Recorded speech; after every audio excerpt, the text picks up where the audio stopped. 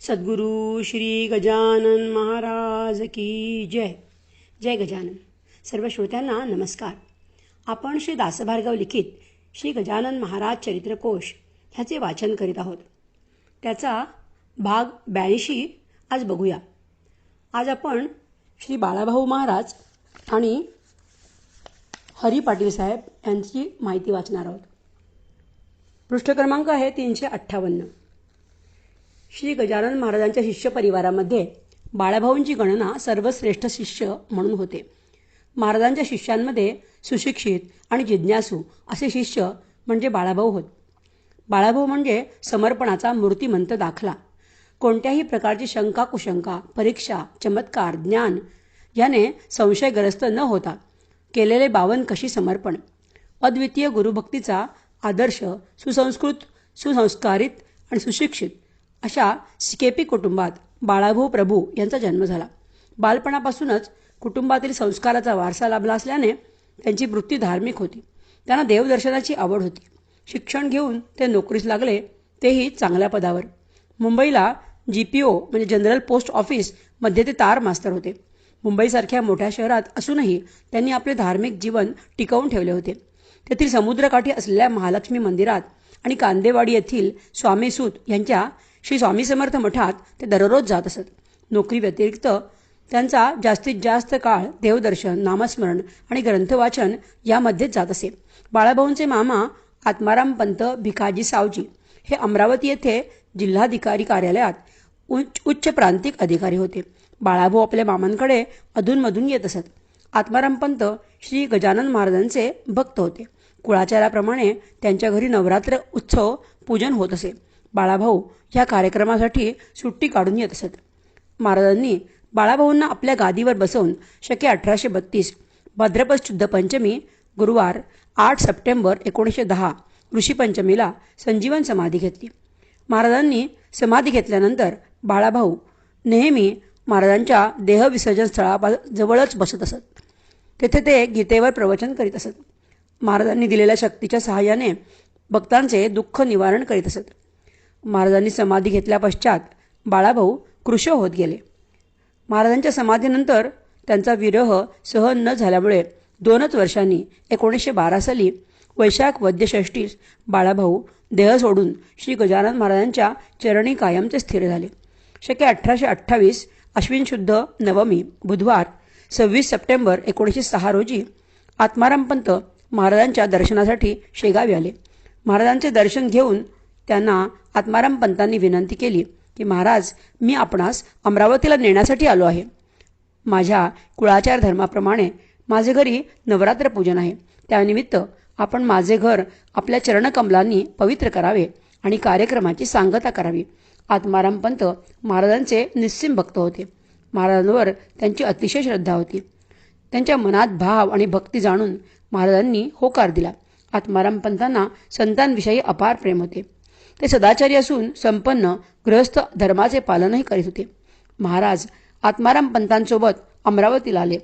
आत्माराम पंतांच्या घरी त्यांनी नाना प्रकारची उटणी लावून महाराजांना मंगल स्नान घातले. करवती काठीचा उमरेडी धोतर नेसवले. अंगावर जरी काठाचे उपरणे दिले. महाराजांच्या भव्य कपाळावर चंदनाचे आडवे गंध लावून मिष्टान्नाचे नाना प्रकारचे नैवेद्य त्यांच्या समोर ठेवले आणि दक्षिणा म्हणून तबकात चांदीचे 100 रुपये ठेवले. महाराजांनी पुष्पांजली होईपर्यंत सर्व पूजा यथासांग होऊ दिली आणि पूजा आटोपल्यावर नैवेद्याचे 2 घास खाल्ले आणि धोतर, उपरणे आणि गळ्यातील पुष्पमाळा काढून टाकल्या आणि दक्षिणेचे पैसे उपस्थित भाविकांना वाटून दिले. महाराज पंतांना म्हणाले, अरे, तू अविचारी माणसाप्रमाणे का वागतोस? ही वस्त्र, भूषणे मला का अर्पण करतोस? ह्याचा मला काय उपयोग आहे? बाळाभाऊ या पूजन समारंभासाठी मुंबईहून आले होते. त्यांनी हा प्रकार बघितला. महाराजांच्या दर्शनासाठी जमलेली गर्दीही पाहिली. महाराजांचे प्रखर वैराग्य पाहून बाळाभाऊ भारावून गेले, विस्मित झाले आणि मनोमन म्हणू लागले, महत्भाग्याने मला संत भेटले. त्यांना महाराजांचे ध्यान लागले. दर्शन घेताना त्यांनी महाराजांचे चरण घट्ट पकडले आणि ते महाराजांना म्हणाले, महाराज, माझ्यावर कृपा करा, माझा उद्धार करा. मी आता आपले चरण सोडणार नाही. मी आपणाकडे दुसरे काहीही मागणार नाही. फक्त कृपादान करून या भवपाशातून माझी सुटका करा. सद्गुरूंनी हास्यवदन करून अंतर्ज्ञानाने बाळाभाऊंचे अंतःकरण जाणले आणि त्यांना म्हणाले, सर्वप्रथम तू तुझे चित्त शुद्ध कर, कारण चित्त शुद्ध झाल्याशिवाय भवपाश तुटणे शक्य नाही. प्रापंचिकांना हे साधणे अति कठीण आहे. महाराजांनी केलेला बोध ऐकून बाळाभाऊंनी विचार केला आणि मनोमनी पक्का निर्णय घेतला की आता अमृतरूपी संत सद्गुरू सोडून जाणे शक्य नाही. अवघा प्रपंच अशाश्वत आहे, त्यामध्ये चित्त गोवणे बरे नाही. आजपर्यंत जो प्रपंच केला तो आता पुरे झाला, असा विचार करून त्यांनी महाराजांच्या चरणी समर्पित होण्याचा निश्चय केला.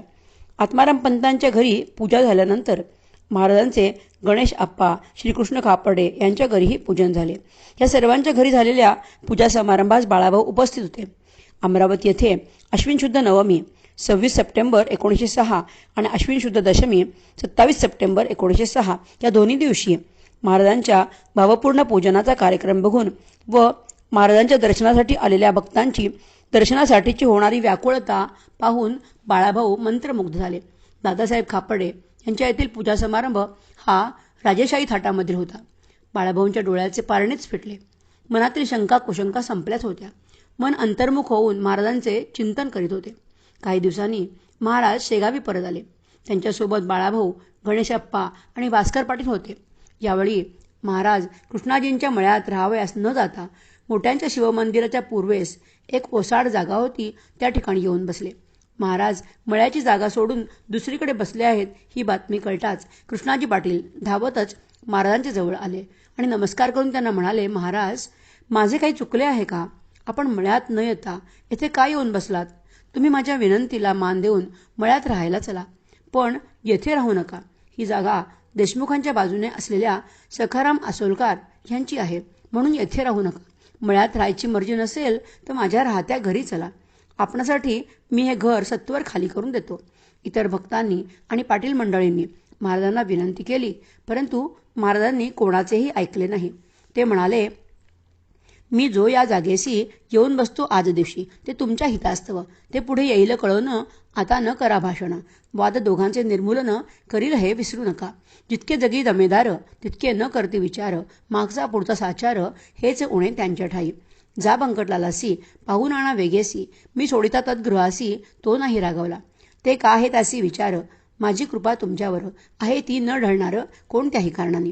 महाराजांचे बोलणे सुरू होते तेवढ्यात बंकटलाल अगरवाल तिथे आला आणि सर्वांना समजावू लागला. महाराजांची इच्छा नसताना त्यांना बळेबळेच मळ्यात नेऊ नका. त्यांची जेथे राहायची इच्छा असेल तेथेच त्यांना राहू द्या. माझ्याकडून जेव्हा ते दुसरीकडे राहायला गेले तेव्हा मी कोणता हट्ट केला? ते कोठेही राहिले तरी त्यांचे आपल्यावरील प्रेम आणि कृपा कमी होणार नाही. ह्या जागेचा मालक सखाराम आसोलकर मनाने अतिशय उदार आहे. तो महाराजांसाठी ही जागा देण्यासाठी नकार देणार नाही. ही जागा महाराजांना आवडली आहे, तेव्हा सर्वांनी मिळून येथेच त्यांची व्यवस्था करू. बंकटलालच्या सांगण्याप्रमाणे सर्वांनी मिळून तेथे एक मठ बांधला. अशा प्रकारे महाराजांचा हा मठ स्थापन झाला. या मठात महाराजांची सेवा करण्यासाठी भास्कर पाटील, पितांबर सैतवाल, रामचंद्र गुरु, बाळाभाऊ प्रभू आणि अमरावतीचे गणेश आप्पा राहू लागले. हे महाराजांचे एकनिष्ठ शिष्य आणि भक्त होते. महाराजांच्या काही दिवसांच्या सहवासानेच बाळाभाऊमध्ये विरक्ती आली. त्यांना खरे वैराग्य प्राप्त झाले. त्यांना आपल्या नोकरीची पर्वा नव्हती. बिनपगारी रजा होऊ लागली. तरीही ते मुंबईला परतले नाहीत. त्यांच्या वडिलांनी बाळाभाऊंना यासंबंधी खरमरीत पत्र लिहून पाठवले, पण बाळाभाऊंनी वडिलांना त्याचे उत्तरही दिले नाही. त्यामुळे रागाच्या भरात त्यांच्या वडिलांनी अमरावतीला आत्माराम पंत यांना एक खरमरीत पत्र पाठवले. आत्माराम पंत शेगाव येथे येऊन बाळाभाऊंना समजावू लागले, परंतु बाळाभाऊंचा निर्धार पक्का होता. त्यामध्ये कसलीही तडजोड नव्हती, ओढाताण नव्हती. आपल्या मामांची उगीचच बदनामी होऊ नये म्हणून त्यांच्या समाधानासाठी बाळाभाऊंनी मुंबईला परतण्याचा होकार दिला. हा सर्व प्रकार पाहून भास्कर पाटील महाराजांना म्हणाले, भास्कर म्हणे, गुरुराया, हा सोकला पेढे खाया, म्हणून न इच्छी जाया आपल्यापासून कोणीकडे. तुम्ही द्यावा याते मार, म्हणजेच हा जवळ करील घर. रत्न 14 पाहिल्या बिगर हा येथून हलणे नसे. लकडी वाचून माकड पहान होई कधी धड. मोठमोठाले पहाड भिऊ लागती वज्राला. भास्कर पाटलांनी महाराजांना जे काही सांगितले होते ते बाळाभाऊंनी ऐकले. तरीही त्यांच्या निर्णयामध्ये काही एक फरक पडला नाही. पडणार तरी कसा? ते केवळ मौज मजेसाठी महाराजांच्या सेवेत राहत नव्हते. केवळ शुद्ध समर्पण आणि गुरुसेवा हा उच्च उद्देशाने ते महाराजांची सेवा करीत होते. भास्करांचे बोलणे त्यांनी फारसे मनावर घेतले नाही. खरे तर महाराजांना काही सांगण्याची जरूरही नव्हती.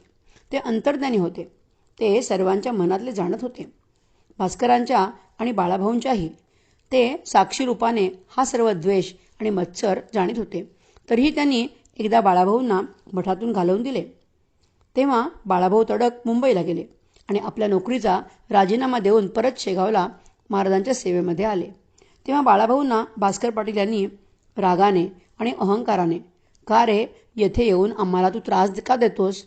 जसा ओढाळ बैल हाकलून दिल्यावरही पुन्हा पुन्हा हिरव्या पिकावर येतो, तशी तुझी लोचटासारखी वर्तणूक आहे. जो खऱ्या अर्थाने विरक्त झाला असेल त्यानेच येथे यावे."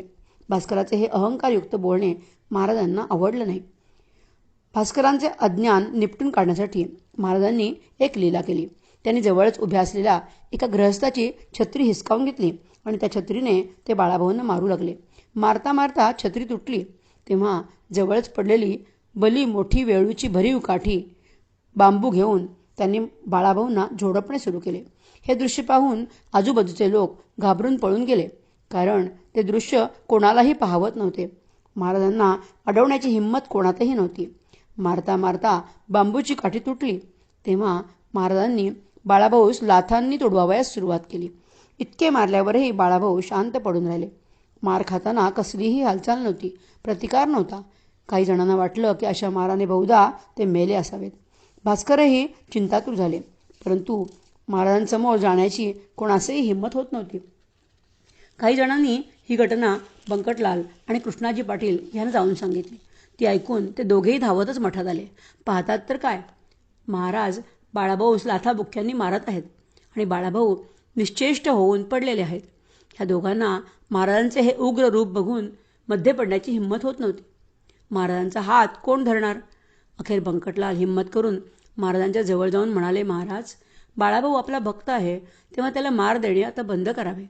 बंकटाचे बोलणे ऐकून महाराज हसले आणि म्हणाले, "अरे बाळा, मी बाळास मारलंही नाही आणि तुडवलंही नाही. तू चांगलं निरखून बघ आणि खात्री करून घे." महाराजांनी बाळाभाऊस म्हटले, "अरे बाळा, लवकर उठ व या लोकांना तुझं अंग दाखव." महाराजांचे आज्ञावाचक शब्द ऐकताच बाळाभाऊ क्षणाचाही विलंब न करता अगदी आनंदाने उठून बसले. सर्वांनी निरखून पाहिले तर अंगावर कोठेही वळ नव्हते, चेहऱ्यावर कसलेही दुःख नव्हते. ते पहिल्यासारखेच आनंदात निमग्न होते. बाळाभाऊंचा अधिकार सर्वांना कळला होता.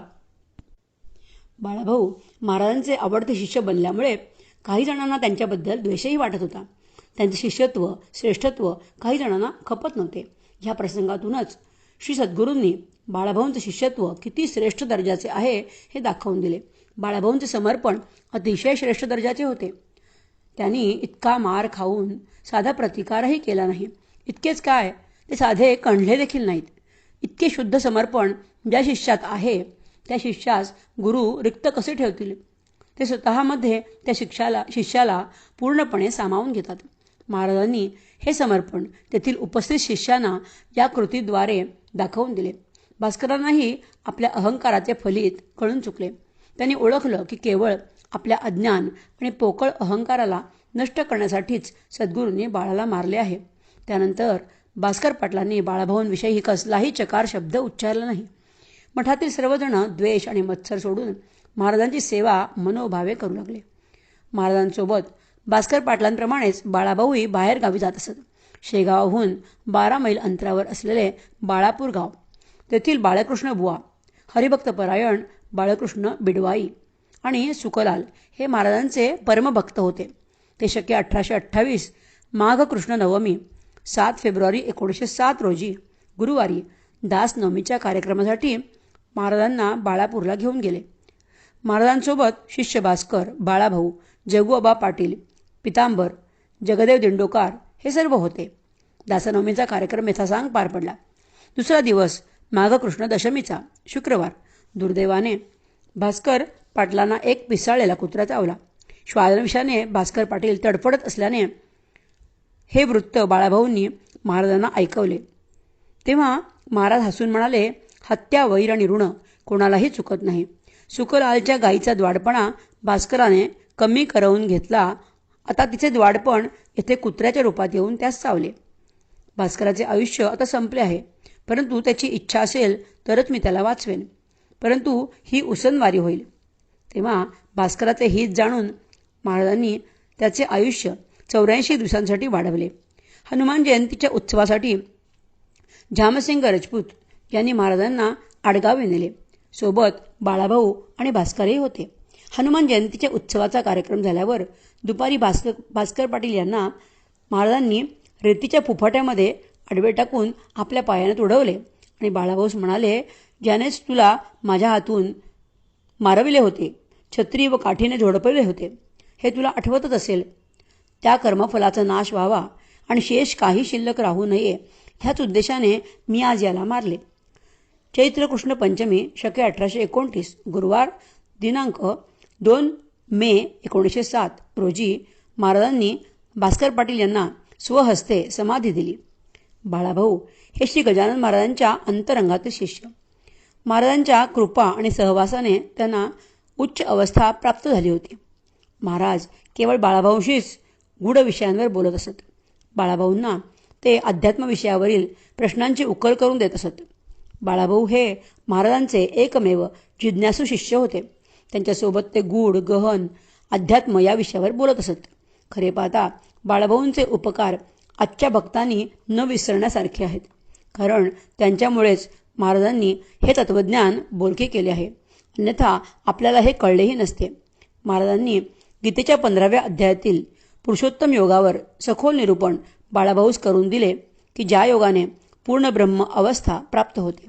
पुरुषोत्तम योग सांगून महाराजांनी बाळाभाऊंची पाठ थोपटली आणि त्यांच्यामध्ये शक्ती संचार करून त्यांना ब्रह्मावस्था प्रदान केली आणि केवळ निष्काम सेवा करीत राहा हा संदेश दिला. महाराजांनी बाळाभाऊस आपले पुरुषोत्तम रूप दाखवले आहे. महाराजांनी बाळाभाऊंना प्रथम भेटीतच चित्त शुद्ध करण्यास सांगितले. बाळाभाऊंना क्रमाक्रमाने व शीघ्र गतीने त्यांनी अतिउच्च अवस्थेत पोचविले. बाळाभाऊ हे जिज्ञासू शिष्य होते आणि ज्यांना अंतःकरणातून ब्रह्म जाणण्याची खरी जिज्ञासा असेल त्यालाच सद्गुरू श्री गजानन महाराजांनी ही विद्या दिली. खरोखरच ज्याला जे पाहिजे तेच महाराजांनी दिले आहे.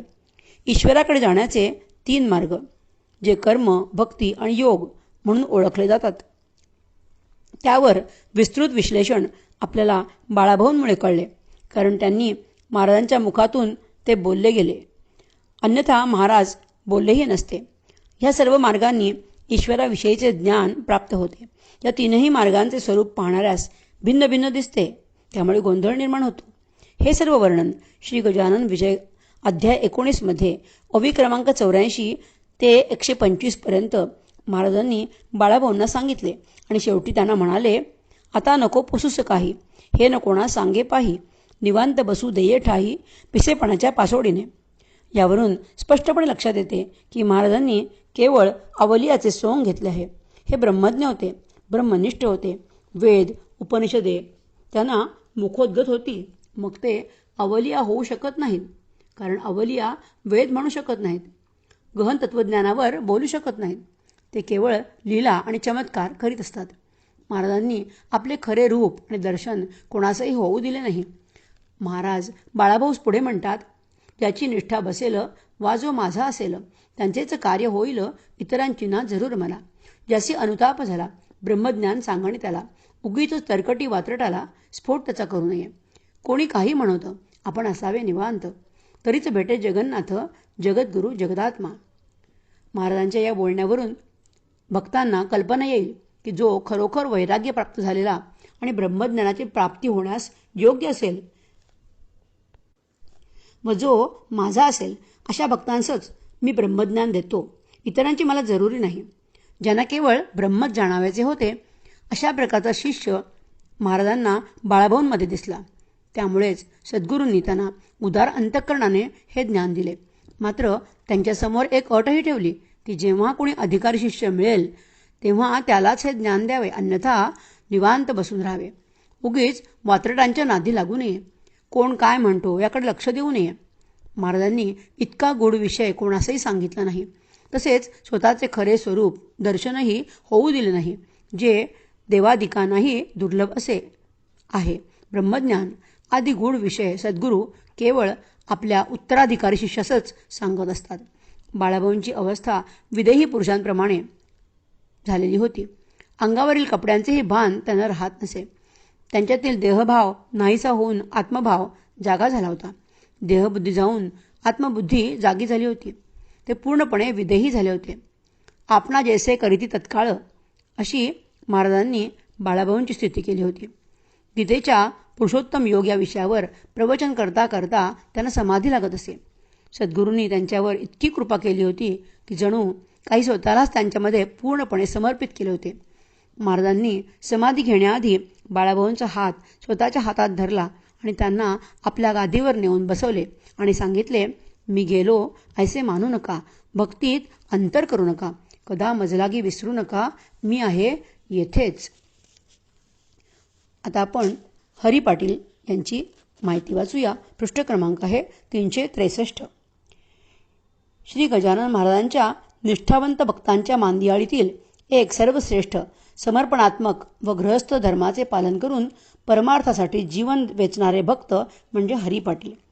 श्री गजानन महाराजांवर जीवापाड प्रेम करणाऱ्या हरी पाटील यांच्यावर महाराजांचेही अपार प्रेम होते. हे अनेक प्रसंगांवरून दिसून येते. गणेश पाटील घराण्यात हरी पाटील यांचा जन्म झाला. हे गणेश पाटील घराणे शेगावचे वतनदार पाटील होते. घरी गडगंज संपत्ती, भरपूर शेतीवाडी आणि असंख्य नोकर चाकर असा एकंदर राजेशाही थाटातील हा परिवार होता. वाचकांच्या माहितीसाठी बुलढाणा डिस्ट्रिक्ट गॅझेट 1910 मधील नोंद इथे दिलेली आहे. शेगावचे कुणबी जातीचे हरी कुकाजी पाटील हे एक नामांकित सावकार आणि व्यापारी असून यांना 2 प्रमाणपत्रे मिळालेली आहेत. त्यापैकी एक मागील दुष्काळामध्ये त्यांनी दिलेल्या मदतीकरता आणि दुसरे इतक्यातच त्यांनी प्लेग प्रतिबंधात्मक मोहिमेत दिलेल्या मदतीप्रित्यर्थ देण्यात आलं आहे. हरी पाटील यांचे वडील कुकाजी महाजी पाटील यांना त्यांनी तलावाच्या निर्माण कार्यात सरकारला केलेल्या मदतीप्रित्यर्थ रावसाहेब हा किताब मिळाला होता. त्यांचे वडील बंधू रावसाहेब मारुती पाटील हे पूर्वीच्या काळी शेगावचे मानसेवी दंडाधिकारी होते. ह्या 1910 मध्ये प्रकाशित झालेल्या गॅझेटमधील माहितीवरून ह्या घराण्याचे मोठेपण, श्रीमंती आणि समाजकार्याची जाणीव व आवड स्पष्टपणे दिसून येते. या घराण्यातील हरी पाटील यांच्या श्रीमंतीबाबत आम्हास शासकीय दप्तरात एक नोंद आढळली. ती म्हणजे इसवी सन 1919-20 मध्ये त्यांनी 5,000 रुपये इन्कम टॅक्स भरला होता. त्या काळात एवढा इन्कम टॅक्स म्हणजे फार मोठी रक्कम होती. यावरूनच त्यांच्या श्रीमंतीची व उत्पन्नाची कल्पना येते. शेगाव एक वैशिष्ट्यपूर्ण असे लहान गाव होते. शेगावचे वैशिष्ट्य म्हणजे येथे एकंदरीत 17 पाटील होते. ह्या 17 पाटलांमध्ये गणेश पाटील यांचे एक महत्त्वपूर्ण घराणे होते. या शेगावाचे होते नाव पूर्वकाली शिवगाव, अपभ्रंश लाभला ठाव शेगाव या शब्दाला. त्याचं हल्ली प्रचलित आहे बुधो वराळात. 17 पाटील होते सत्य ह्या एकाच ग्रामाला. महाराज जेव्हा मारुती मंदिरामध्ये आले तेव्हा हे वैभवसंपन्न गणेश पाटील घराणे महाराजांच्या संपर्कात आले. त्याआधी गावातील लोकांद्वारे महाराजांची महती आणि लीला त्यांच्या कानावर येत होत्या. सर्व गावात त्यांचा दरारा असल्याने सामान्य माणूस तेथवर जाऊन अशा गोष्टी सांगणे कठीणच. साधारणपणे मोठ्या आणि श्रीमंत लोकांना कोणतीही गोष्ट थोडे उशिराच माहीत पडते. महाराज जेव्हा मारुती मंदिरात वास्तव्यास आले तो श्रावण महिन्याचा आरंभ होता. ह्या पाटील घराण्यात संत सेवा होती. श्रीमंतीबरोबर संत सेवेची जोड सापडणे असे कठीणच असते. पण या घराण्यात संत सेवा, श्रीमंती, पुढारीपण असा त्रिवेणी संगम दिसून येतो. महाजी पाटील यांना 2 मुले, थोरले कडताजी आणि धाकटे कुकाजी. कुकाजी पाटील विठ्ठलाचे भक्त होते. ह्या घराण्यास नागझरी येथील श्री गोमाजी महाराजांचा उपदेश होता. कडताजी पाटील यांना 6 मुलं होती. खंडेराव, गणपती, नारायण, मारुती, हरी आणि कृष्णाजी. कडताजी वारल्यानंतर या 6 पुतण्यांचे संगोपन कुकाजी पाटलांनी केले. कुकाजींना मूलबाळ नव्हते. त्यांनी जन्मदात्या बाबाप्रमाणे या 6 पुतण्यांना जोपासले, त्यांच्यावर संस्कार केले. कुकाजी पाटलांच्या आमदनीत या घराण्याची खूप भरभराट झाली. जणू या सदनात अष्टसिद्धी नांदत आहेत असे वाटे. पाटील कुकाजी नंतर खंडू कारभार, त्याच्या पुढे साचार काही न चाले कोणाचे. या खंडू पाटलाप्रती 5 बंधू निश्चिती, गणपती, नारायण, मारुती, हरी आणि कृष्णाजी. आधीच पाटील जमेदार, सत्ता हाती साचार, पैशाचा तो निघे धूर, जया जया सदनामध्ये.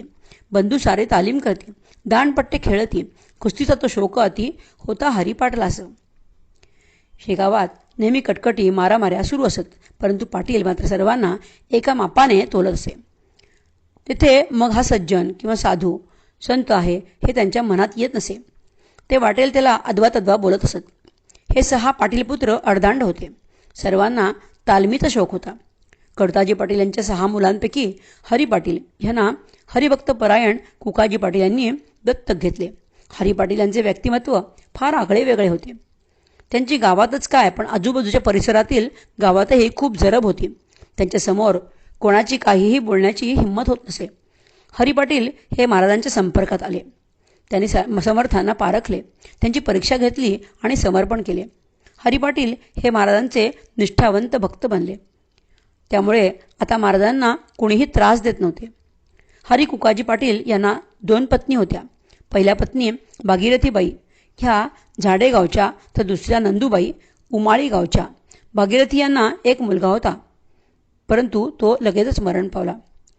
नंतर त्यांना मूलबाळ न झाल्याने हरी पाटलांनी दुसरा विवाह केला. नंदूबाई यांना 2 मुली झाल्या.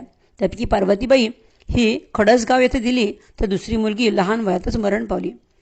वंशविस्तारासाठी हरी पाटील यांनी दुसरा विवाह केला खरा, पण पुत्रसंतान झाले नाही. त्यामुळे श्री गजानन महाराजांच्या कृपाप्रसादाने खंडेराव पाटील यांचे चिरंजीव भिकू पाटील यांच्या मुलास म्हणजे राजाराम भिकू पाटील यांना हरिभक्त परायण हरी कुकाजी पाटील यांनी दत्तक घेतले आणि पुढे हा मुलगा अपघाती मृत्यू पावला. त्यामुळे हरी कुकाजी पाटील यांच्या पत्नी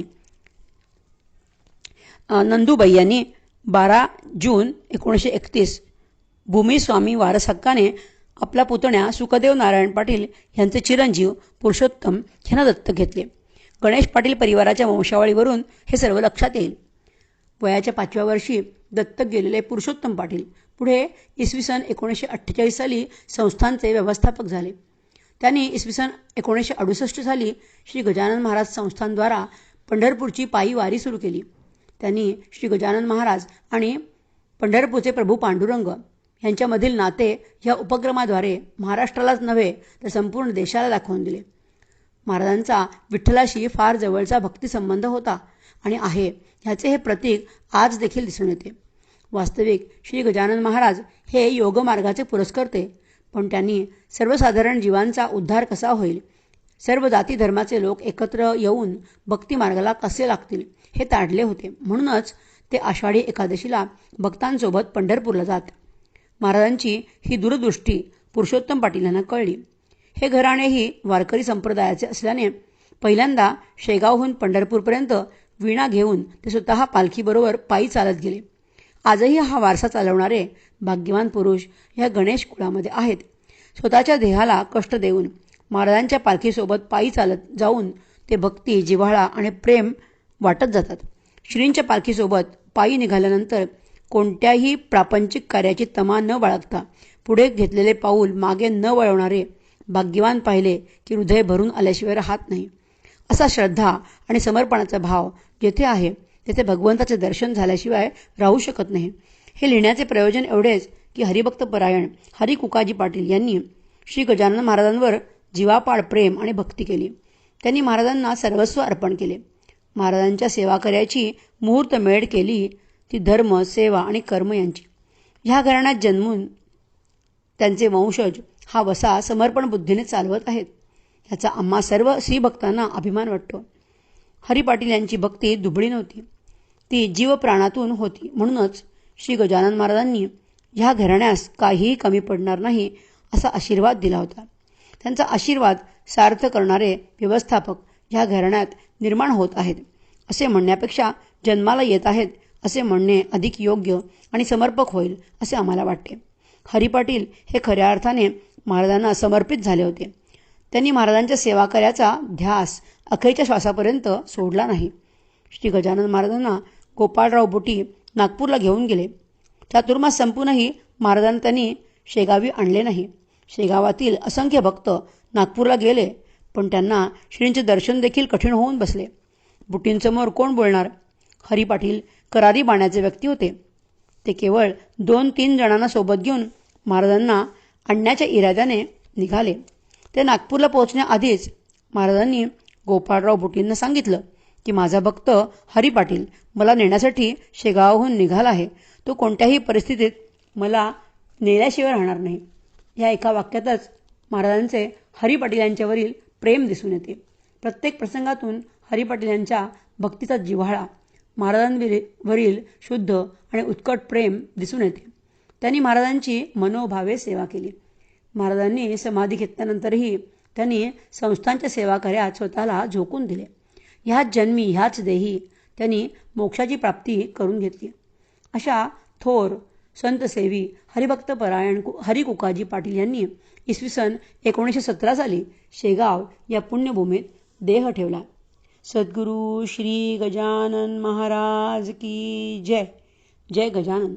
सद्गुरू श्री गजानन महाराज की जय. जय गजानन. सर्व श्रोत्यांना नमस्कार. आपण श्री दासभार्गव लिखित श्री गजानन महाराज चरित्रकोश ह्याचे वाचन करीत आहोत. त्याचा भाग 83 आज बघूया. आज आपण पुंडलिक भोकरे आणि रामचंद्र गुरव या भक्तांची माहिती जाणून घेणार आहोत. पृष्ठ क्रमांक आहे 366. श्री गजानन महाराजांच्या प्रमुख शिष्यांमध्ये पुंडलिक भोकरे ह्याचा समावेश होतो.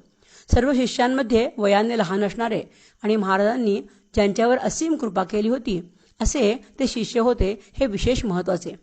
पुंडलिक भोकरे हे मुणगावचे रहिवासी. मुणगाव या गावाच्या नावावरूनच त्याचे महत्त्व जाणवते. मुणगाव हे पौराणिक वारसा पाठीशी असलेलं गाव.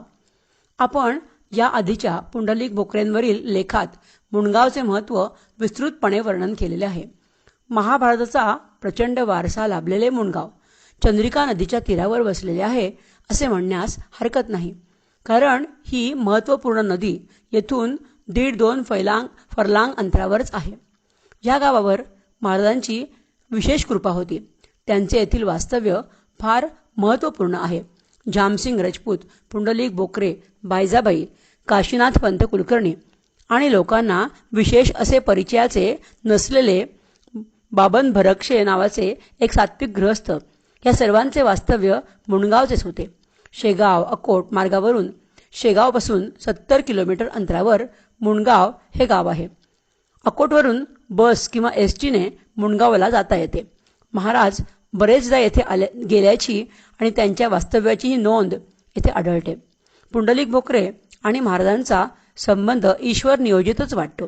त्यांचा महाराजांशी आलेला संपर्क हा केवळ दैवयोग आहे.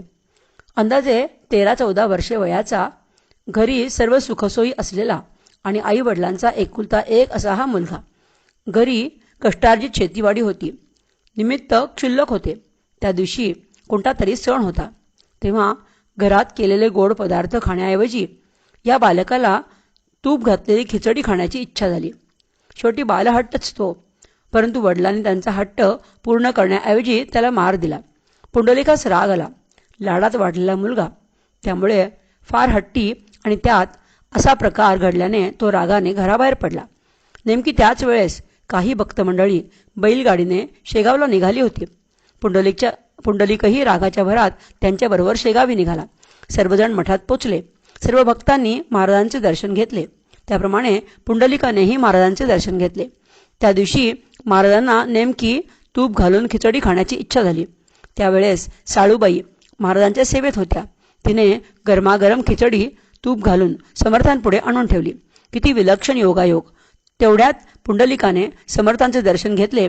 तसे महाराज त्यास म्हणाले, पुंडलिका, गरम गरम तूप खिचडी खावी वाटते ना, घे, जेव.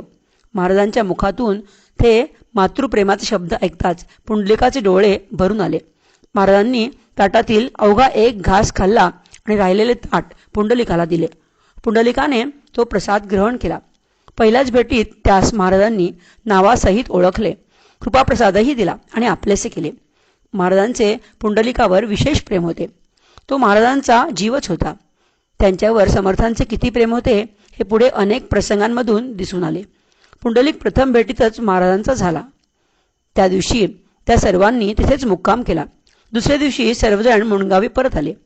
पुंडलिकास आता समर्थांचा ध्यास लागला होता. त्याने नियमितपणे शेगावच्या वाऱ्याही सुरू केल्या. ज्यांच्याजवळ एकच एक असा केवळ गुरुचा ध्यास आहे, त्यांच्यामध्ये गुरुची भक्ती शक्ती लवकरच प्रवाहित होते. पुंडलिकाची दुसरी भेट अशीच महत्त्वपूर्ण आहे. एकदा शेगावच्या वारीत प्लेग या रोगामुळे विघ्न आले होते, परंतु वारीसाठीचा पायी जाण्याचा संकल्प पुंडलिकाने सोडला नाही किंवा मोडलाही नाही. काखेत गाठ उठली. उकिरडा भोकरे जीवाचा आकांत करू लागले. आपला एकुलता एक मुलगा मरतो की काय अशी भीती त्यांच्या मनात निर्माण झाली. त्यांनी आपल्या मुलास टांग्यात बसून जाण्याविषयी सांगितले, परंतु पायी वारी म्हणजे पायीच जाणे हा त्याचा निश्चय होता. पुंडलिक कसा बसा चालत मठात येऊन पोचला. महाराज नेहमीप्रमाणे औदंबर वृक्षाजवळील बसलेले होते. पुंडलिकाने त्यांचे दर्शन घेतले. तोच महाराजांनी स्वतःची काख जोरात दाबली आणि पुंडलिकास अभयदान देत म्हटले, पुंडलिका, तुझे गंडांतर टळले. आता तू तिळमात्रही काळजी करू नकोस. आणि त्याचे जे विघ्न होते ते नष्ट केले. महाराजांचे सामर्थ्य आणि आपल्या भक्तावरचं प्रेम यातून असं दिसतं. तसंच पुंडलिकाचे मनही किती दृढ संकल्पित होते हेही जाणवतं. महाराजांना असेच कणखर बाण्याचे भक्त आवडतात. पुंडलिकावर तिसरे विघ्न आले ते त्याच्यावर लोकांनी बायजाबाईविषयी घेतलेले आरोप. तेव्हा महाराजांनी पुंडलिकाची बाजू घेत सर्व भक्तांना सांगितलं की बायजा ही त्याची पूर्वजन्मेची बहीण आहे. ह्या दोघांच्या मनात कसलेही पाप नाही. दोघेही शुद्ध मनाचे आहेत. जेव्हा महाराजांनी बायजेच्या आईवडिलांना आणि गावच्या कुटील लोकांना बजावून सांगितले, तेव्हा सर्वांना कळून चुकलं की ह्या दोघांची भक्ती शुद्ध आहे आणि त्यानंतर लोकांनी त्यांच्यावर कधीही आक्षेप घेतला नाही. मुणगावातील भागाबाई ठाकरे ह्या बाईने गुरु कसा असावा हे सांगून तू भलत्याच्याच नादी लागला आहेस असे म्हणत पुंडलिकाच्या श्रद्धेचा गळा दाबण्याचा प्रयत्न केला. पुंडलिकही तिच्या सांगण्याला बळी पडला. त्याच्याही मनात नाना तऱ्हेच्या विचारांचे काहूर उठले. शेवटी मानवी मन असते, परंतु अशा संभ्रामक अवस्थेमधून महाराजांनी त्याला वाचवले आणि चुकीच्या मार्गावर जाऊ दिले नाही. त्यांनी स्वप्नात जाऊन त्याची कान उघडणी केली आणि दांभिक लोकांच्या बोलण्याला बरेच जण कसे बळी पडतात हेही सांगितले. भागाबाईचे बोलणे दांभिकपणाचे होते. ती पुंडलिकाला म्हणाली, तुझा ताप बरा झाला म्हणून तू मानसी त्याला ह्या काकतालीय न्यायाला बळी पुंडलिका पडू नको. गिणगिण गणाते हे भजन पिशापरी आचरण कोणाचेही खाई जाणं ऐसा मुळी भ्रष्ट तो. खरे पाहता महाराजांना समजून घेण्यासाठी आपल्या गाठीशी फार मोठी पुण्याई असावयास पाहिजे. महाराज सामान्य बुद्धीला कळू शकत नाहीत. त्यात चिकित्सा आली की सर्व संपलं. वर वर पाहता पिशाप्रमाणे भासतात. कोणाला ते अवलिया वाटतात, परंतु तसे नाही. त्यांनी केवळ पिसेपणाची पासोडी पांघरलेली आहे.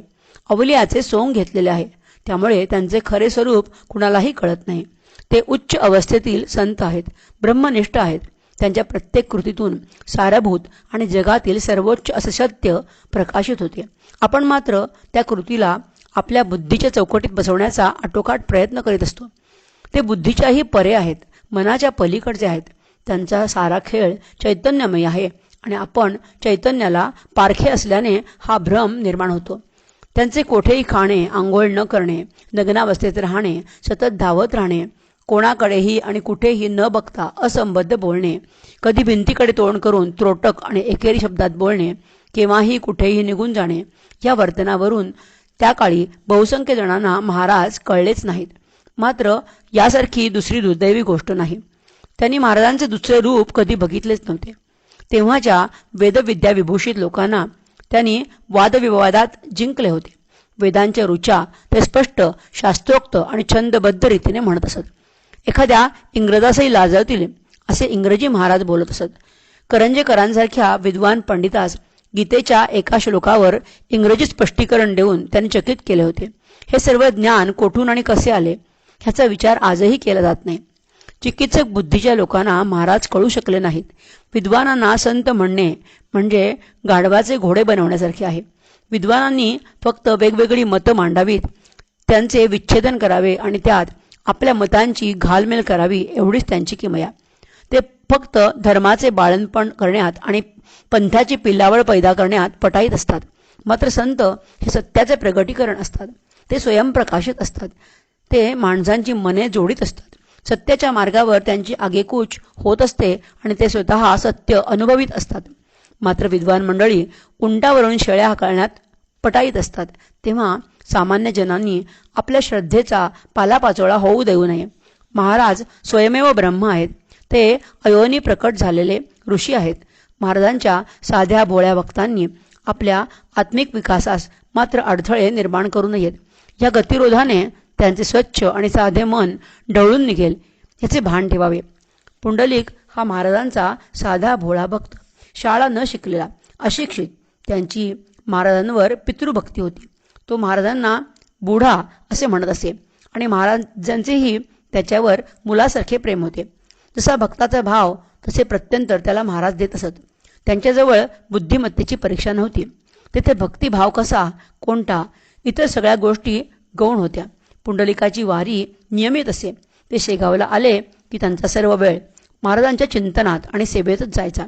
महाराजांना भजन कीर्तन अतिशय आवडत असे. पुंडलिक भोकरे यांच्यासोबत महादेव ब्राह्मण, साळूबाई, जिजीबाई, दिंडोकार, बायजाबाई आणि इतर बरेच जण असत. पुंडलिकाचे जेमतेम अभंग पाठ होते. तरीही एक दिवस पुंडलिकाच्या मनात मला चांगले भजन म्हणता येते, चांगल्या सुरात म्हणता येते असा अहंकार निर्माण झाला. महाराजांना अहंकाराचे वावडे आहे. त्यांच्याजवळ अहंकाराला थारा नाही. अहंकार कोणत्याही गोष्टीचा येऊ शकतो. त्याला काळ वेळ नसते आणि त्यासाठी कसल्याही प्रकारचे भांडवल लागत नाही. पुंडलिकाचेही तसेच झाले. त्याच्या मनातील अहंकार पाहून महाराज त्याला उद्देशून म्हणाले, याचा कार्यनेम असा खोट्या पाठीचा आहे. ते पुंडलिकाने जसे ऐकले तसा एक क्षणात त्याचा अहंकार निघून गेला. त्यांच्या लक्षात आलं की महाराजांचं हे बोलणं आपल्यासाठीच आहे, कारण तसा गर्व आपल्यालाच झाला होता. महाराजांनी त्याला अहंकारासारख्या शत्रूपासून लगेचच वाचवले आणि त्याचं नुकसान होऊ दिलं नाही. एके दिवशी पुंडलिकाने नामदेवाच्या देवदेव करिता शिणले माझे मन, पाणी आणि पाषाण जेथे तेथे ह्या अभंगातील नामा म्हणे देव हृदयी दाविला, खेचराने केला उपकार ह्या ओळी म्हणताच महाराजांनी आपल्या बोटाने हृदय दाखवीत त्याला म्हणाले, अरे तूच देव आहेस. देवाचे वास्तव्य प्रत्येकाच्या हृदयात आहे. फक्त त्याला जाणणे, अनुभवणे महत्त्वाचे असते. आपला सगळा शोध तीर्थक्षेत्री असतो, दगड मातीच्या सिमेंटच्या मंदिरात असतो. परंतु महाराज म्हणतात, त्या परमेश्वराला शोधायचे असेल तर आपल्या हृदयात शोधा. आपला शोध उरफाट आहे. तो जिथे आहे तिथे आपण त्याला शोधत नाही आणि मग आपल्याला तो सापडेल कसा? महाराजांनी त्याला तुळशीची माळ दिली आणि सांगितले, नेम तोडू नको, देवाचे नाव घे आणि प्रेमानेच तो मिळतो आणि कळतोही. आपले वागणे मात्र अगदी उलट असते. आपल्यापाशी कोणताही नेम नसतो. आपला नेम फक्त खाण्यापिण्याचा, झोपण्याचा आणि प्रापंचिक कर्मे करण्याचा असतो. परमार्थात आपण नेम करतच नाही. केला तर तो टिकवत नाही. आपला नेम टिकेल की नाही ह्याचाही नेम आपल्याला नसतो. त्यासाठी आपल्याजवळ जराही वेळ शिल्लक नसतो. परंतु इतर बाबतीत मात्र आपण पुढे असतो. भगवंतास काहीही न देता आपण त्याच्याकडे सतत काही ना काहीतरी मागत असतो. त्या कारणाने आपली भक्ती, पूजा, व्रतवैकल्ये निष्फळ होतात. कारण ती करण्याआधीच आपण फळाची आशा पोसत असतो. झाड लावण्याआधीच फळाची अपेक्षा करत असतो. भगवंतास तुमचे काहीही नको असते. तो तुमच्याकडून कोणतीही अपेक्षा करीत नाही.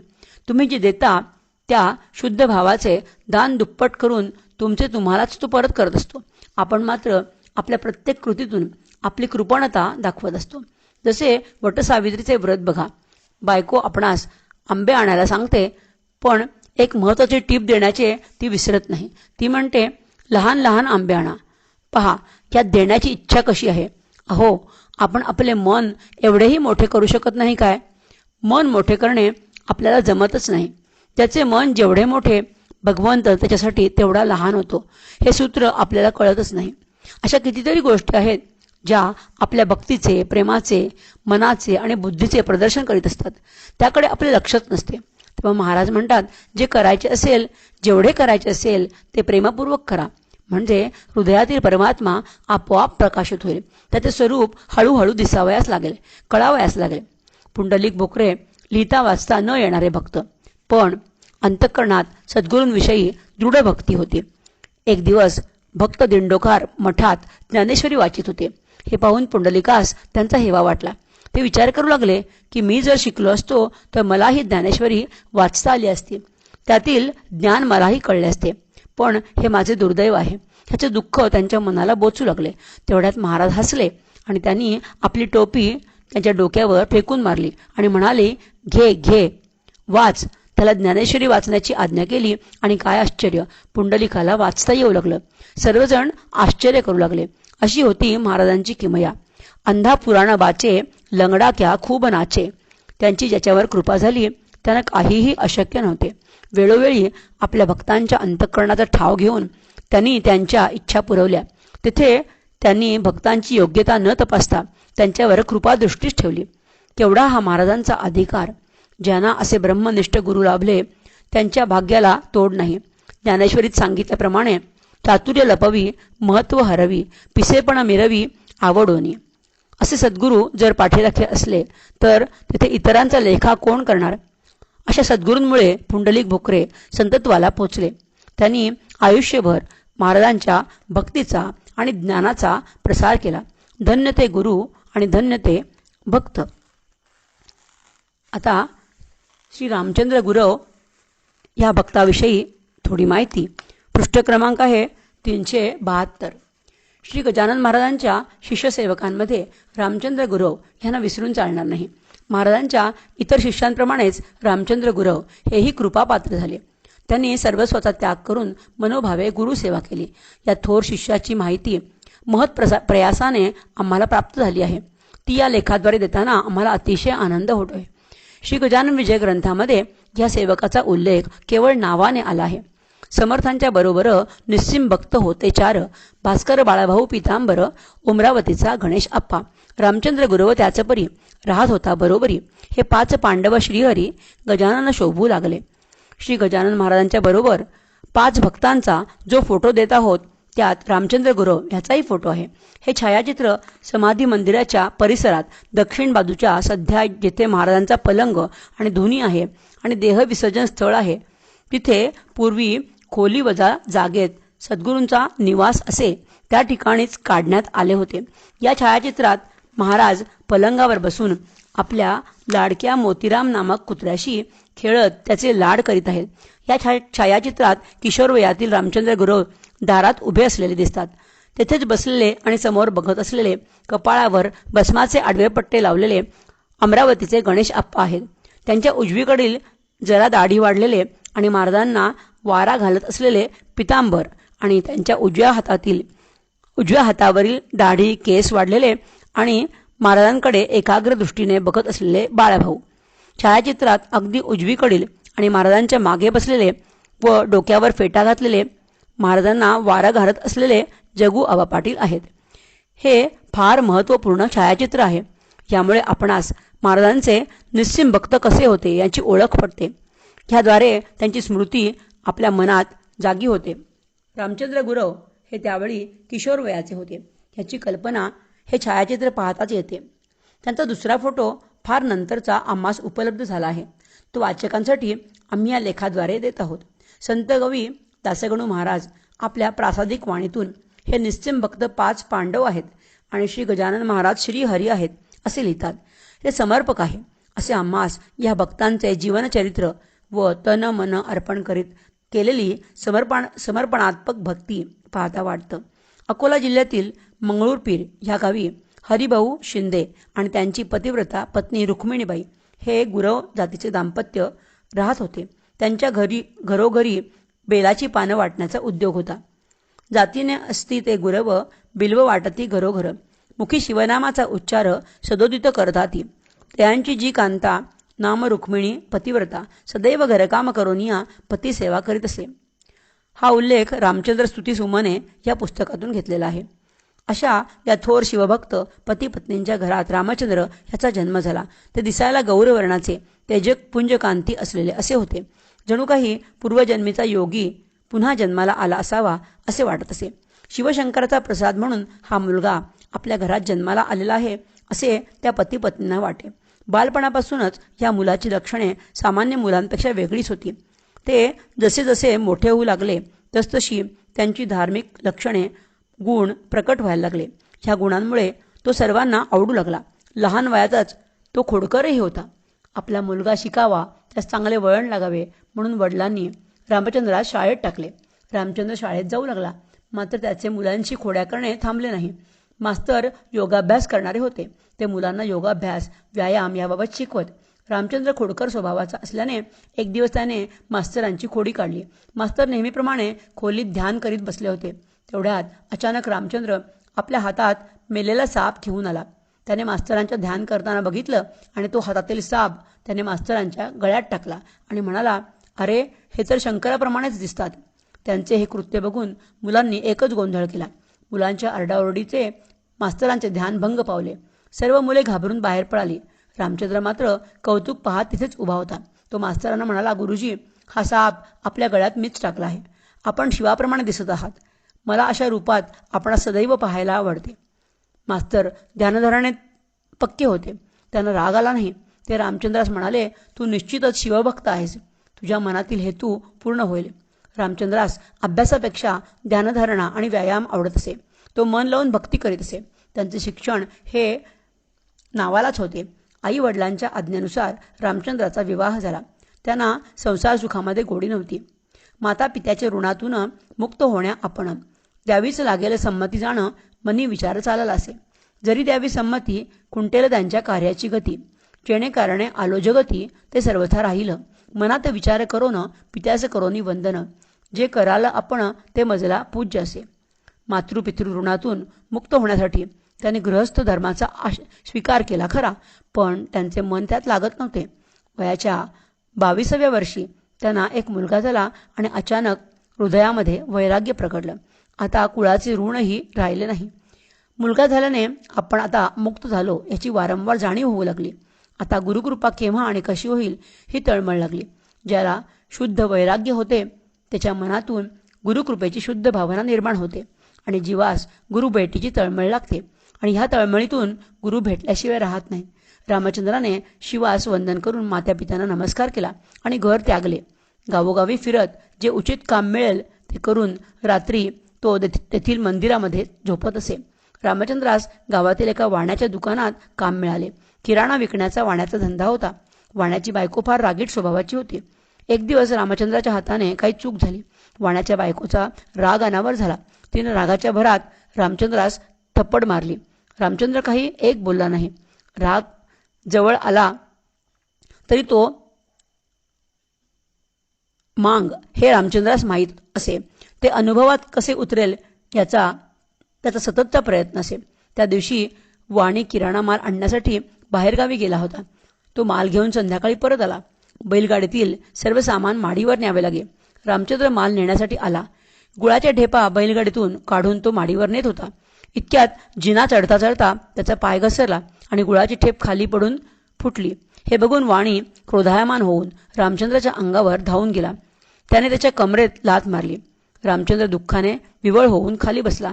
काहीही न बोलता सांडलेला गुळ जमा करून तो माडीवर नेऊ लागला. सर्व सामान नेऊन झाले. वाण्यास थोडे वाईट वाटले. आपण रामचंद्राला विनाकारण लाथ मारली. त्याचा त्याला पश्चाताप झाला. वाणी जेवण करण्यासाठी घरी गेला. जेवण करीत असता त्याची बायको म्हणाली, मी आज रामचंद्रास थापड मारली.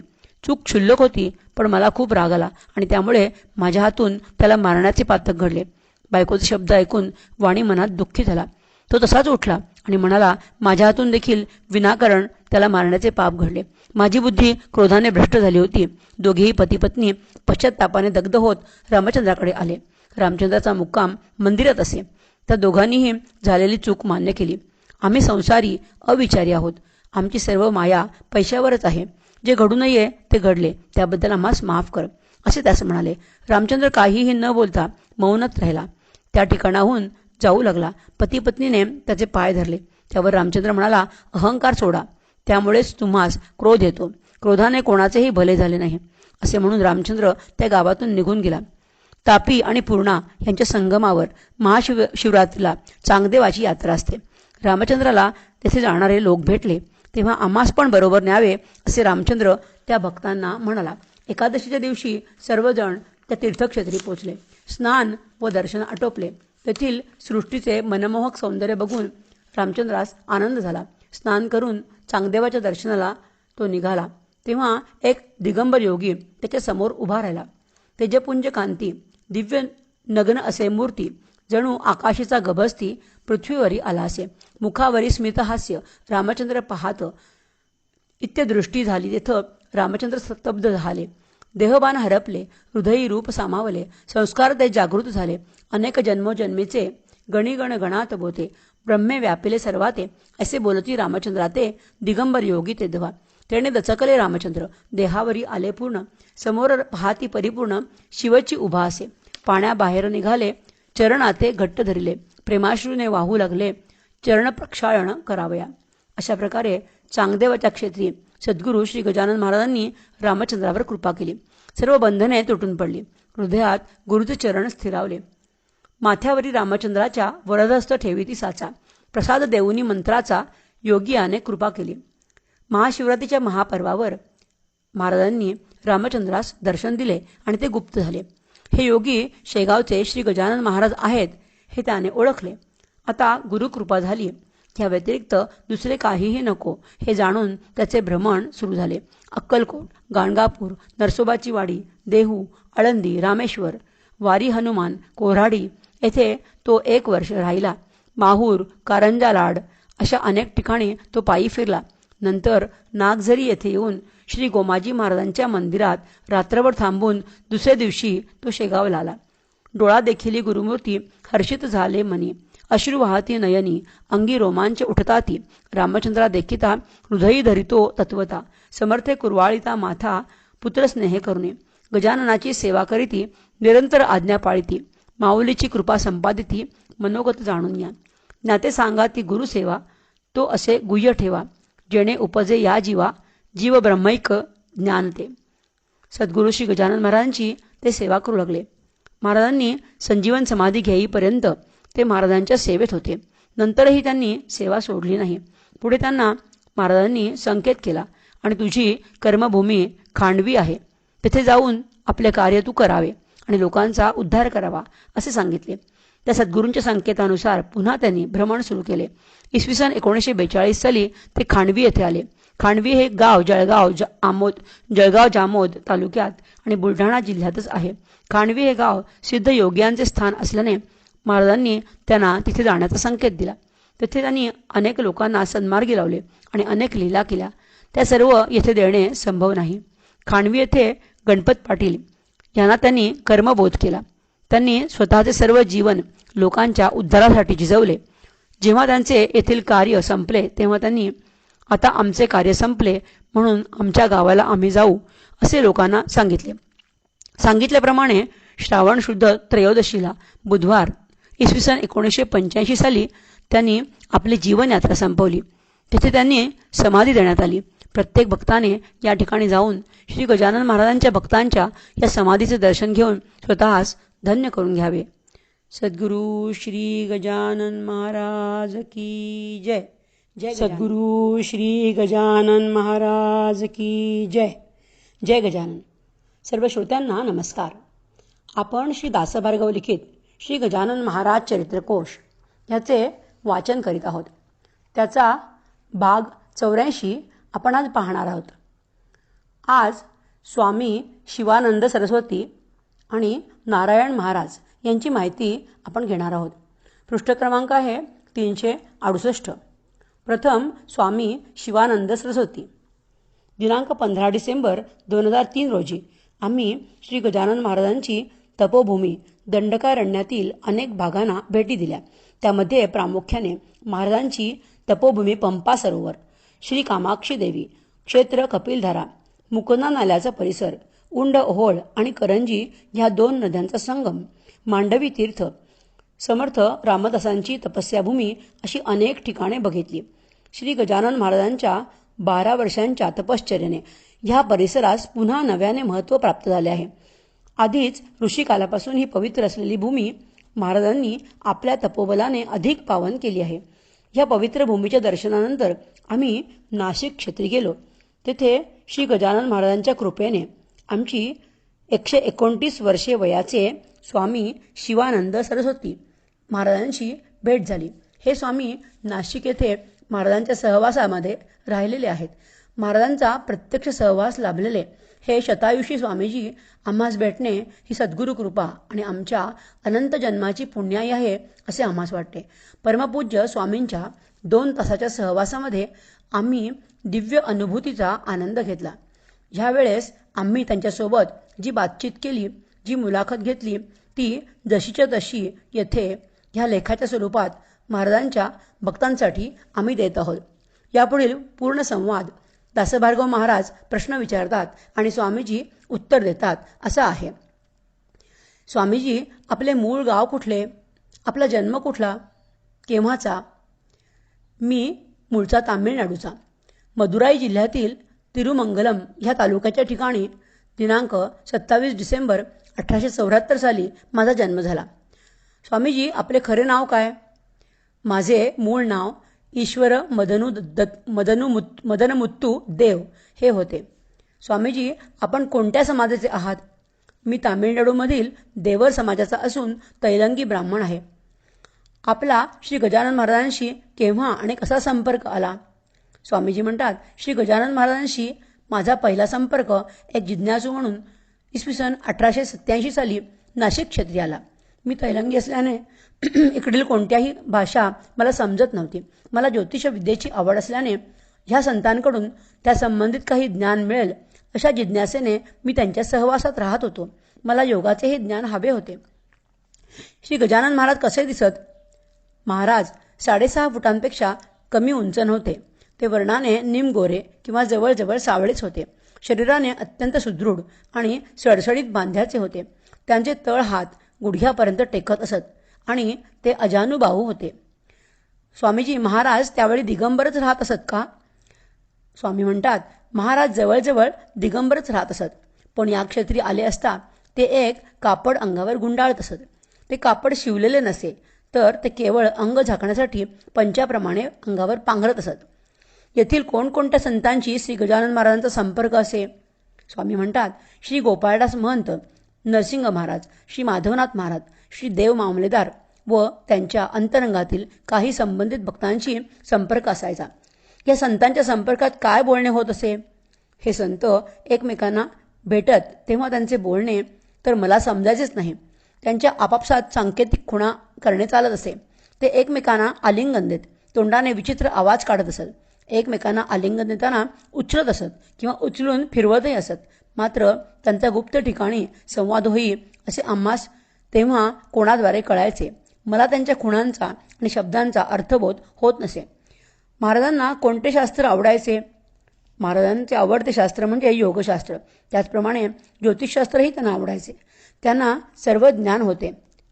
महाराजांना इंग्रजी बोलता येत होते. यावर आपले मत काय आहे? महाराजांना इंग्रजीच काय, जगातील सर्व भाषा ज्ञात होत्या. ते राजाधिराज होते. एखादा इंग्रजही बोलू शकणार नाही अशा उच्चार शैलीत ते इंग्रजी भाषा बोलत. संस्कृत भाषा त्यांना सर्वांगासह अवगत होती.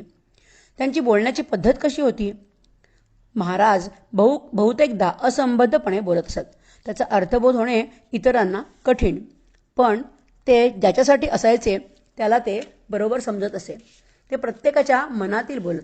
प्रत्येकाचे मन ते जाणत आणि त्याच्या मनातील प्रश्नांचे उत्तर त्याला त्रोटक शब्दात देत असत. फार कमी बोलत असत.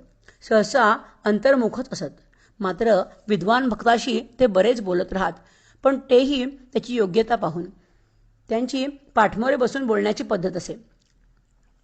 नाशिक येथे श्री गजानन महाराजांची बसण्याची ठिकाणे कोणती होती? स्वामीजी म्हणतात, काळ्या रामाचे मंदिर, एकमुखी दत्त मंदिर, देव मामलेदारांचा वाडा, अद्वैतनाथ मंदिरात जिथे पूर्वी एक गुंफा होती त्या गुंफेत महाराज राहत असत. आता ती नाही. आपणासोबत महाराज बोलत असत काय? स्वामीजी म्हणतात, महाराज जास्तीत जास्त मौन बाळगत, खाणाखुणा करीत आणि सांकेतिकच बोलत असत. त्यांची लहर फिरली की मग काहीतरी बोलत. ते मला बच्चा असे संबोधत असत. त्यांचे सतत गुणगुणणे सुरू असायचे. त्यांच्या बोलण्याचा वेग फार असायचा. एकंदर त्यांचे बोलणे फारच गतिशील असे. महाराजांचा जन्म कुठे झाला, केव्हा झाला? महाराज सिद्धावतारी होते. महाराजांच्या जन्माबाबत कोणासही माहिती नाही. त्यांच्या जन्माचे फार मोठे रहस्य किंवा गूढ आहे. जो अजन्म आहे त्यांच्या जन्माविषयी काय बोलायचं? ते तर स्वयंभू आणि अयोनी प्रकट झालेले प्रत्यक्ष परब्रह्म आहेत. आपणास नाशिक क्षेत्री महाराजांचा किती सहवास घडला? मला महाराजांचा सहवास 3 वर्षे घडला. ते 15-15 दिवस येथे असत. त्यावेळी मी संपूर्णपणे त्यांच्या सहवासामध्ये असायचो. त्यांची भ्रमंती सुरू असायची. स्वामीजी, श्री गजानन महाराज अक्कलकोट येथे स्वामी समर्थांच्या सहवासात होते काय? स्वामी समर्थांच्या वरील ग्रंथसंपदेत त्यांचा उल्लेख आढळत नाही. स्वामी समर्थांचे शिष्यत्व महाराजांनी पत्करले होते हे सत्य आहे काय? स्वामीजी म्हणतात, बघा, महाराज जन्मतःच सिद्धावतारी होते. महाराज अगदी बालपणीच त्यांच्याकडे गेले होते. त्यांचा आणि समर्थांचा संपर्क फक्त अक्कलकोट येथेच आला, तो देखील फार कमी क्षणांचाच. त्या कारणाने स्वामींच्या ग्रंथसंपदेमध्ये त्यांचा उल्लेख आला नसे. केवळ भेट आणि तेथून लगेच परत अशी असंख्य माणसे येतात. मग त्यांचा सर्वांचाच उल्लेख लिखित स्वरूपात असणे शक्य नाही. महाराजांना जास्त काळ तेथे राहण्याचे कारण नव्हते.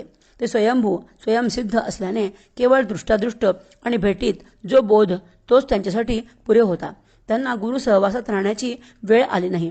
एवढे मात्र सत्य आहे की महाराजांचा स्वामी समर्थांशी अगदी बालपणी अक्कलकोट येथे संबंध आला.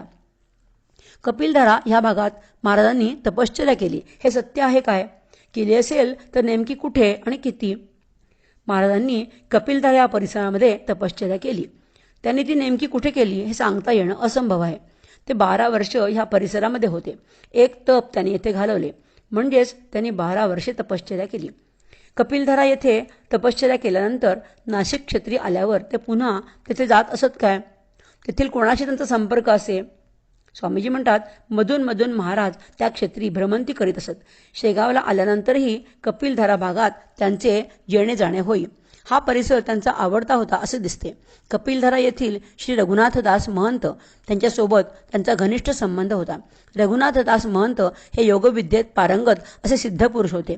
आपल्या तपोभूमीबद्दल कोणत्याही संतास व अवतारी व्यक्तीस एक वेगळेच आकर्षण असते. तसेच महाराजांनाही ह्या क्षेत्राविषयी आकर्षण आणि प्रेम होते. श्री गजानन महाराज शेगावी प्रकट झाल्यानंतर आपण तेथे गेला होतात का? स्वामीजी म्हणतात, होय.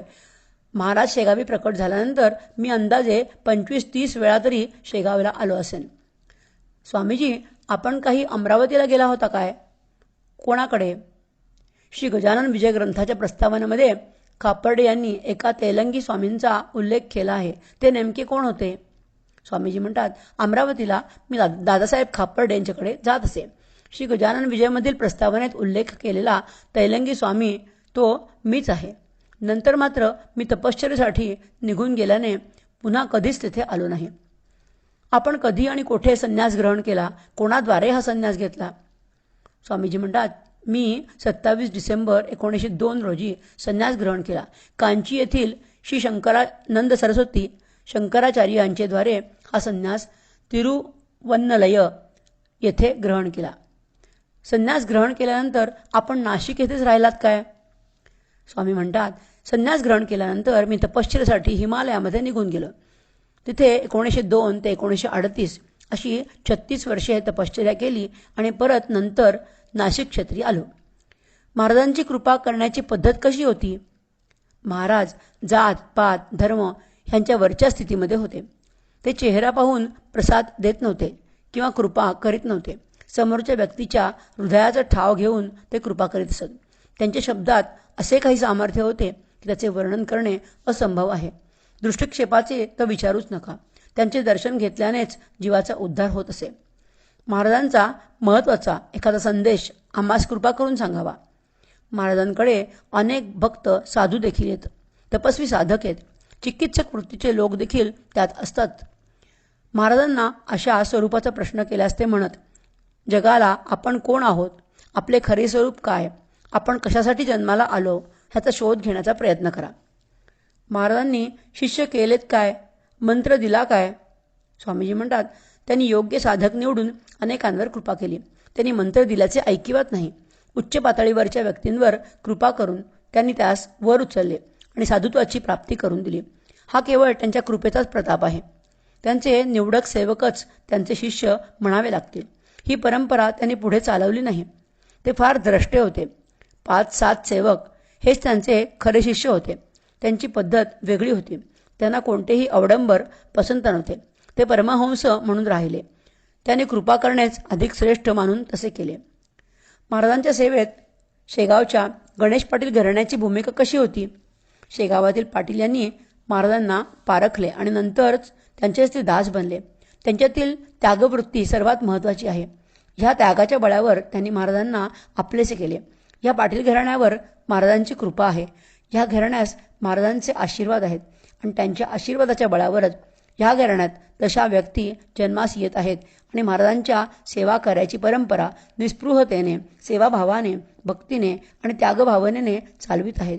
ह्या घराण्यातील लोकांना काहीही कमी पडणार नाही असा महाराजांनी आशीर्वाद दिला आहे. महाराजांचे कार्य करण्यास हेच लोक समर्थ आहेत. श्री गजानन महाराजांची संजीवन समाधी आहे हे निश्चितच, पण आजही ते तेथे जागृत आहेत काय ह्याबद्दल कृपया आम्हास सांगावे. महाराजांची संजीवन समाधी आहे. त्यांची काया आजही जशीच्या तशी जीवितच आहे. तुमच्या भक्तीत जर सामर्थ्य असेल तर आजही तुमच्या हाकेला ओ देण्याचं सामर्थ्य त्यांच्यामध्ये आहे. फक्त आपली भक्ती तशी असावी लागते. ते शेगावात संजीवन समाधीच्या रूपात स्थित आहेत. ते केवळ भक्तांचा उद्धार करण्यासाठीच, अन्यथा त्यांना स्वतःचे असे काहीही प्रयोजन नाही. स्वामीजी, शेगावच्या भूमीबद्दल आपले मत काय आहे? शेगाव ही भूमी फार पवित्र असून ती कैवल्य भूमी आहे. महाराज, आम्हास आशीर्वाद असावे आणि आमचे द्वारे जे कार्य महाराज करून घेत आहेत ते पूर्ण व्हावे. स्वामीजी म्हणतात, महाराजांचे कार्य महाराज पूर्ण करून घेतातच यात शंका नाही. मात्र कोणतेही कार्य मन आणि प्राण ओतून निस्वार्थ भावनेने केल्यास त्यात यश येतेच. महाराजांची कृपा आहेच, म्हणूनच तर आपण याद्वारे सेवा कार्य करत आहोत. आमचे देखील आपणास आशीर्वाद आहेतच. पुढील माहिती श्री नारायण महाराज यांच्याविषयी, पृष्ठ क्रमांक 374. नांदुरा येथील फुलमाळी समाजाचे महादूजी देवकर आणि देवकीबाई हे दोघे शंकराचे निस्सीम उपासक होते. या गरीब कुटुंबात नारायणांचा जन्म झाला. नारायण बालपणापासूनच शांत आणि धार्मिक वृत्तीचे होते. त्यांना भजनाचा, पोथी पुराणे ऐकण्याचा नाद होता. ते रानावनात फिरत असत किंवा निवांतपणे भजन आणि नामस्मरण करीत बसत. गावात भिक्षा मागून गोळा केलेले अन्न ते कधी कधी गरिबांमध्ये वाटूनही देत. त्यांना गोरगरिबांविषयी विलक्षण प्रेम होते. नारायणांच्या या क्रिया पाहून गावातील लोक त्यांना वेडा समजत असत. त्यांचे मोठेपण मात्र लोकांना कळू शकले नाही.